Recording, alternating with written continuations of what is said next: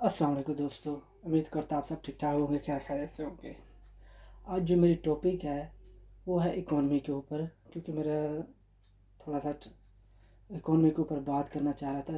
Future की economy, जहाँ तक मेरा ख्याल है, पाकिस्तान की जो इकॉनमी है फ्यूचर में, यानी कि 20 से 30 साल बाद, क्या टॉप 10 इकॉनमीज में आ सकती है? और वो कैसे आ सकती है? हमारे कौन से ऐसे नए अमल होंगे जो कि हमें टॉप 10 इकॉनमी में लेकर आएंगे?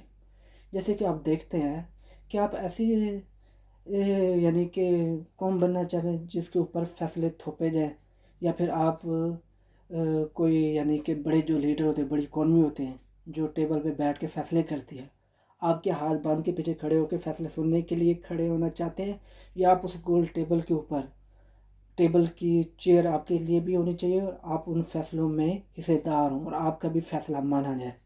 दोस्तों, मेरा ये बहुत ज़्यादा एक यानी कि बंदा एक शर्म फील करता है जबकि आपका जो पॉपुलेशन है वो टॉप 10 में आता है, आपका मुल्क का साइज़ जो है वो टॉप 10 में आता है, आपके बहुत सारे रिसोर्सेज टॉप 10 में आते हैं। क्यों नहीं हम फिर टॉप 10 इकॉनमीज़ में आ सकते हैं दोस्तों?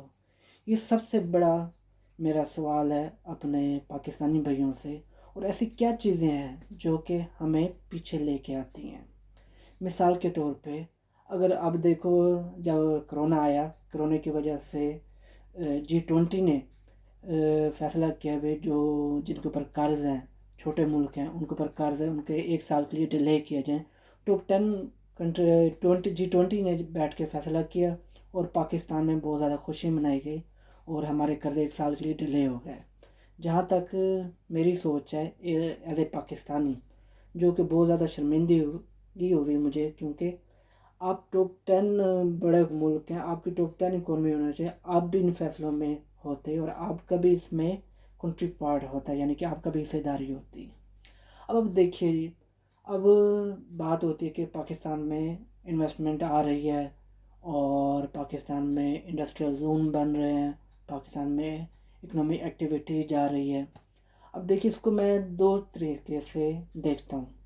ये इकॉनमी, ये जो चीज़ें हो रही हैं पाकिस्तान में, एक्टिविटीज़ चाइना की मदद से, ये पाकिस्तान के फेवर में भी आ सकती है और पाकिस्तान के अगेंस्ट भी जा सकती है। मिसाल के तौर पे, अगर हमने इसको चाहा तो इसको इतना ज़बरदस्त तरीके से अगर हैंडल करें, हमें ये टॉप 10 इकॉनमीज़ में ले जा सकती है। अगर हमने तवज्जो ना दी, यानी जैसे हमारे तरीक़ाकार आ रहा है पिछले से, वैसे ही चलते रहे, ये मुल्क के आने वाले जो टाइम है उसमें हमको ये पीछे धकेल सकती है। बल्कि जो हमारी आने वाली नस्लें हैं वो भी कर्ज के नीचे दब सकती हैं। अभी लाख 1.5 लाख रुपए पर पर्सन के ऊपर कर्ज है, फिर आने वाले 20 से 30 सालों बाद ये डबल से भी, ट्रिपल से भी, 4 गुना से भी ज़्यादा हो सकता है। और इन कर्ज़ों की सिर्फ़ और सिर्फ़ सूद की मद में जो हमारे रिसोर्सेज हैं, यानी कि मिनरल हो गए, हमारे पोर्ट हो गई, हमारे जितने भी बिज़नेस हैं, वो हमारे सिर्फ़ इन कर्ज़ों की सूद की अदायगी में भी हमसे जा सकते हैं। बल्कि आने वाला जो टाइम है वो इलेक्ट्रिक कार है, जो कि आने वाले, जो कि पाकिस्तान में ऐसे रिज़र्व हैं जो कि बैटरी में यूज़ होते हैं। आप, मैंने पहले वाले वीडियो में भी बताया था कि हमारे पाकिस्तान में लिथियम और ऐसे बहुत सारे मिनरल्स हैं जो कि बहुत ज़्यादा पाकिस्तान इकोनॉमी को बूस्ट दे सकते हैं, फ्यूचर अच्छा कर सकते हैं, एक ब्राइट कर सकते हैं। अब दूसरी बात जो है दोस्तों, मैं थोड़ा सा, जो पहले मैंने वीडियो बनाई थी उसमें मैंने बताया था, पाकिस्तान का पूरा ड्राफ्ट तैयार किया था इस तरह, और उसमें अपना इंफ्रास्ट्रक्चर बताया था जो कि फ्यूचर क्या है। अब उसके जो नेक्स्ट लेवल है उसके ऊपर बात करूँगा, जो कि हमारा एक सोसाइटी टाइप का जो एक स्ट्रक्चर होना चाहिए वो कैसा होना चाहिए, और वो कैसे हमारे कम से कम वसाइल को इस्तेमाल करके हमारे जो रहने सहने का, या हमारे वसाइल कम से कम, मतलब कि वसाइल को कम से कम यूज़ करके अपने मसाइल को हल किया जाए और ज़िंदगी बसर की जाए, और कम से कम इंपोर्ट करके और एक्सपोर्ट को बढ़ाया जाए, अपने कर्ज उतारा जाए। उसके ऊपर थोड़ा सा मैं बात करूँगा, और इसके जो इफ़ेक्ट हैं उसके ऊपर भी मैं बात करूँ, क्योंकि आपको पता है जब ये सी पैक आ गए बहुत सारी आवाज़ें उठी थी कि पाकिस्तान के में ये जो RSIP है, हमारी इंडस्ट्री के ऊपर चाइनीज़ आके छा जाएंगे और चाइनीज़ आके हमारी इंडस्ट्री के ऊपर हमारी ज़मीनें ले लेंगे, हमारे पोर्ट ले लेंगे, और हमारे हाथ में तो कुछ रहेगा ही नहीं। पाकिस्तानी सरमायादारों ने भी ये आवाज़ उठाई थी, जो कि काफ़ी हद तक ठीक भी थी, क्योंकि हमारी प्रायोरिटी अब जाके कुछ चेंज हुई। यानी कि बजाय आप रोड और मेट्रो इस तरह की जो चीज़ें हैं, और जो कि अभी ये चीज़ें बननी चाहिए, सबसे पहले आप इकॉनमी को खड़ा करते हो, फिर ये चीज़ें आती हैं। यानी कि अगर आप शुरू में बजाय ये मोटरवे इनके ऊपर की बजाय आप रेलवे के ऊपर तवज्जो देते, आज हमारे जो है ट्रांसपोर्टेशन सिस्टम काफ़ी सस्ती होती। चलो दोस्तों, मैं इस बात में इसको थोड़ा यहीं पे रोकता हूँ। इसको जो मेरा नेक्स्ट जो टॉपिक है और मेरा जो है आइडिया, उसके ऊपर चलता हूँ, आपको बताता हूँ ये कैसे काम करेगा। देखिए जी, मैंने आपको बताया था जो कि पाकिस्तान किस तरह नक्शा बना के उसके ऊपर मैंने ये पूरा इस तरह कॉरिडोर बनाए थे। अब उन कॉरिडोर के जो है रोड है, उसके ऊपर से साइडों पे हाउसिंग सोसाइटी कैसे बनती हैं, बननी चाहिए, और कैसा हमारा तरीक़ाकार होना चाहिए। मिसाल के लेते हैं, ये रोड है हमारा, कॉरिडोर है, यानी कि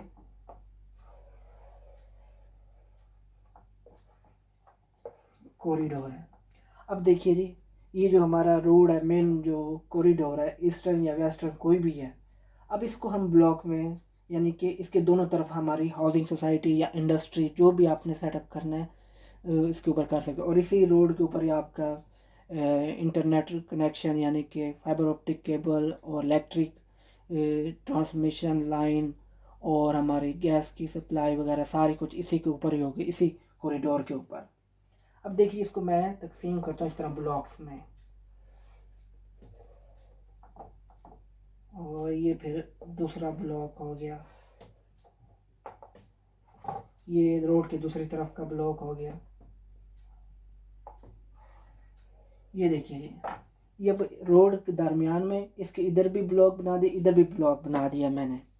अब इन ब्लॉक में आपके जो है, मैंने आपको ये भी बताया था कि मैक्सिमम आपकी जो रेजिडेंसी है वो फ्लैटों में होनी चाहिए, ना कि बंगलों में, क्योंकि बंगलों में आपकी ज़मीन का खर्च भी ज़्यादा होता है, आपका इंफ्रास्ट्रक्चर भी बहुत ज़्यादा ज़रूरत पड़ती है, हर चीज़ का खर्च बढ़ जाता है और ज़्यादा से ज़्यादा होता है। जबकि फ़्लैट होता है, आपकी कम से कम जगह घेरी जाती है और आपके अखराजात भी बहुत कम हो जाते हैं। मिसाल के तौर पे आप इसमें से ये आपने यहाँ पे बिल्डिंग्स बना दी,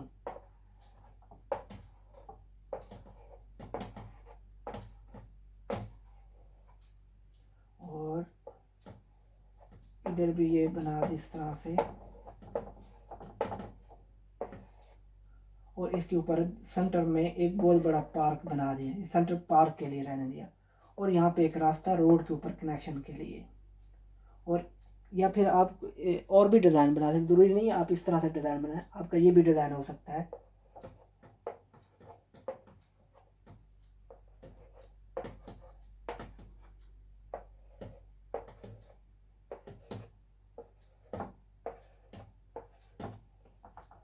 अब दोस्तों, ये मेन रोड है, इसके ऊपर से मैंने इधर भी एक ब्लॉक बनाया, इधर भी ब्लॉक बनाया, इधर भी ब्लॉक बनाया, इधर भी ब्लॉक बनाया, और इसमें मैंने डिफरेंट शेप से, यानी कि मुख्तलिफ डिज़ाइन बना सकते हैं आप, यानी कि बिल्डिंग के कैसे भी, यानी कि किस शेप में हो, किस तरह लाइन से हो या गोल में हो, इस तरह।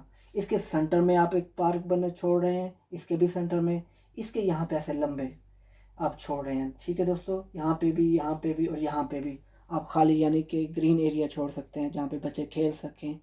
और दोस्तों, इसमें आपके एक तो जैसे ये ब्लॉक बनाया है, आपका ये जो है बिल्डिंग है, आपके 15 से 20 मंजिला, 25-30 मंजिला बिल्डिंगें होती हैं।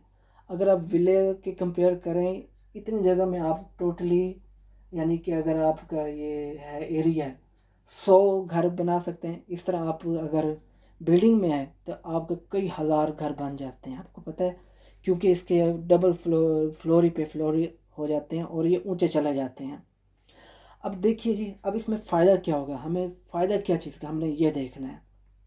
मिसाल के तौर पे आपने इसी सेक्टर में एक पूरा पूरा ये एक शहर बना देना है, यानी कि इतने से एरिया में। अगर इसमें आपके देखें, छोटा हॉस्पिटल भी आ जाता है, आपका एक स्टोर भी आ जाता है इसी चारों के एरिया में, आपके यहाँ पे स्कूल भी आ जाता है, स्कूल भी इसी के अंदर कंस्ट्रक्शन होना चाहिए। आपका एक लॉन्ड्री रूम भी, यानी कि जहाँ पे कपड़े वगैरह धोने के लिए आप चाहे खुद वॉश करना चाहें या फिर आप यानी कि लॉन्ड्री जो बीच में काम करने वाले थे उनके ज़रिए भी धुलवा सकते हैं। और ये सारा यानी कि आपके बीच में एक पूरा पूरा पैकेज होना चाहिए, शहर का शहर। अब इसके जो ये बाहर वाला एरिया है ये हो जाता है ग्रीन एरिया, जहाँ पे हमारी सब्जियाँ, क्योंकि ये शहर की बाउंड्री है, इसके बाहर आप कंस्ट्रक्शन नहीं कर सकते। ये सारा आपका ग्रीन फील्ड हो जाता है कि आपका एग्रीकल्चर जो है, ग्रीन सब्जियाँ जो कि ताज़ी सब्जियाँ हम इस्तेमाल करते हैं उनके लिए। अब देखिए जी, जब आपका पूरा का पूरा शहर आ गया, आप पैदल जो भी कई सी जगह पे भी आपका हॉस्पिटल भी एक्सेस आ जाता है, आपका स्कूल का भी एक्सेस आ जाता है, आपका कपड़े, यानी कि अगर आपने देखा है कि अगर एक बड़ा सा लॉन्ड्री रूम बना देते हैं इस पूरे सेक्टर के लिए, जहाँ पे पता नहीं हज़ारों फैमिलीज आ रही हैं, वहाँ पे 100 से 200 आप वॉशिंग मशीन यूज़ होंगी, बहुत बड़ा एक लॉन्ड्री रूम होगा। आप कि औरतें या कोई औरतों के लिए अलहदा सेक्टर, मर्दों के लिए अलहदा सेक्टर बना के उसमें औरतें जाके अपने कपड़े जब भी जमा होते हैं जाके सर्फ ले जाएं, अपना वॉश करके ले आएँ। और या फिर आप लॉन्ड्री मैन से भी धुलवा सकते हैं।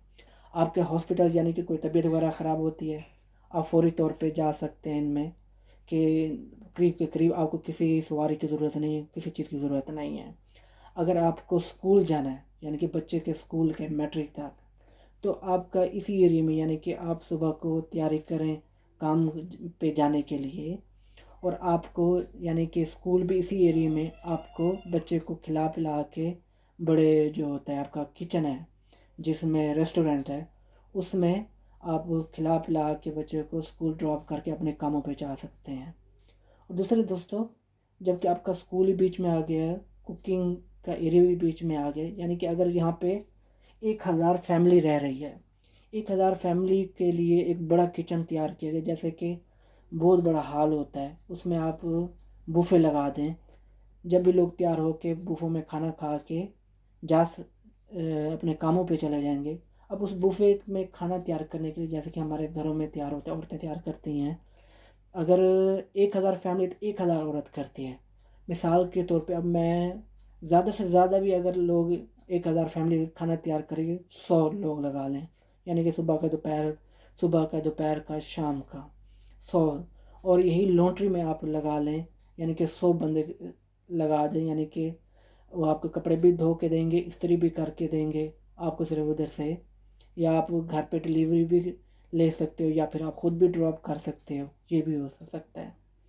अब दोस्तों आगे वाला जो हिस्सा है, देखिए जी, हमारा ये जो पार्ट है ग्रीन एरिया जहाँ पे सब्ज़ी होती है, अब ये जो है यहाँ से आप जाके आपको करीब पड़ता है, जो कि गांव में हमारे एग्रीकल्चर के लिए जो लोग होते हैं काम करते हैं, वो भी इन्हीं एरिया में शिफ्ट हो सकते हैं। यानी कि आप गांव से में या इलेक्ट्रिसिटी सप्लाई करने के उनको पूरी सहूलियात देने के लिए रोड बनाने देने की ज़रूरत नहीं होगी, क्योंकि हमारा जो डेली बेसिस जो काम होता है वो एग्रीकल्चर में, वो सिर्फ सब्जियों वगैरह में, इन चीज़ों में होता है।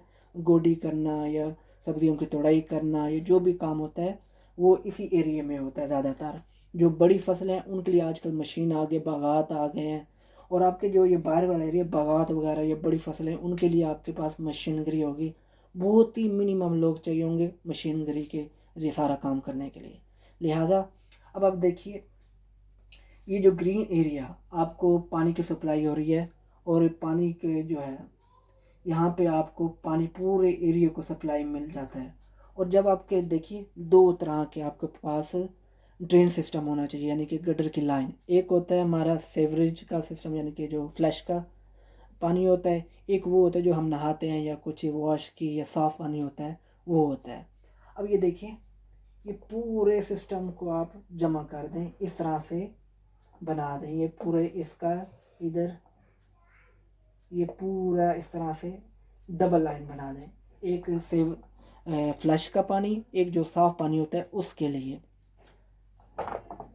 ये देख लीजिए, ये यहाँ पे आप बना सकते हैं ट्रीटमेंट प्लांट, पानी को साफ़ करके अब करीबी सब्जियों के एरिया को आप सप्लाई कर सकते हैं, या फिर आपके जो ग्रीन एरिया है उधर पानी दे सकते हैं। आपकी बड़ी बड़ी गटर लाइनें भी ख़त्म हो गई, आपके वासा का सिस्टम भी बहुत छोटा से छोटा हो गया, आपके अखराजात जो गटर लाइनें डलती हैं वो कम से कम हो गए। दूसरे दोस्तों, ये भी इसी टाइप का है। और दोस्तों, आपका इसी तरह बहुत आगे और भी सेक्टर आप तामीर कर सकते हैं और बहुत सारी चीज़ें कर सकते हैं। यानी कि आपके जो इंटरनेट एक्सेस है, जो गलियों में आपके तारें गुजारनी होती है, जो केबल की गुजर रही होती है, बहुत ज़्यादा लंबे लंबी इलेक्ट्रो जो ट्रांसमिशन होती हैं वो उनकी वो बहुत बड़ी बड़ी ज़रूरत नहीं पड़ेंगी, जो कि आपके अखराजात को कम करेंगे। और आपका मेन, अगर आपने दूर जाना है कहीं किसी भी जगह पे, आपका इधर मेट्रो भी आपको मिल जाती है। आप कुछ मिनट की वॉक के ऊपर मेट्रो पकड़ सकते हैं, या बस पकड़ सकते हैं, या टैक्सी पकड़ सकते हैं, कहीं पे भी ट्रैवल कर सकते हैं। आपको अपनी पर्सनल सवारी इस्तेमाल करने की ज़रूरत ही नहीं पड़ेगी। और दोस्तों, आपका जो ये सिक्योरिटी वाइज है, यानी कि यहाँ पे 1000 फैमिली यहाँ पे आ गई है। मिसाल के तौर पर यहाँ पे आपका जो सीसीटीवी कैमरे हैं, सीसीटीवी कैमरों की तादाद भी आपको कम इस्तेमाल करनी पड़ेगी, क्योंकि एरिया कम है, आपको बहुत कम इस्तेमाल करने पड़ेंगे। एक जैसे लाहौर जैसे शहर में भी जितने कैमरे लगे हुए वो आधे पाकिस्तान के बराबर, यानी कि मैंने आपको जैसे बताया था पहले वीडियो में, आपके 10 जो मेन बड़े शहर हैं, इतना ही सेफ्टी का जो सिक्योरिटी का सिस्टम लगा हुआ है, पूरे पाकिस्तान को सिक्योरिटी के कैप्चर करने में आपको काफ़ी होगा। ये भी आपको मदद देगा, यानी कि कम से कम खर्चे में आप पूरे एरिया को सिक्योरिटी वाइज कैप्चर कर लेंगे। कोई भी ऐसा एरिया नहीं होगा जहाँ पे लोगों का आना जाना होगा, या फिरना होगा, या काम वगैरह जगह पे, या ट्रैवलिंग कर रहा है। हर चीज़ कैमरे की आंख में आ जाएगी, आपकी हर चीज़ सेफ हो जाएगी। और हर जगह पे आपका ऐसा सिक्योरिटी सिस्टम आप फ्यूचर में आने वाला है।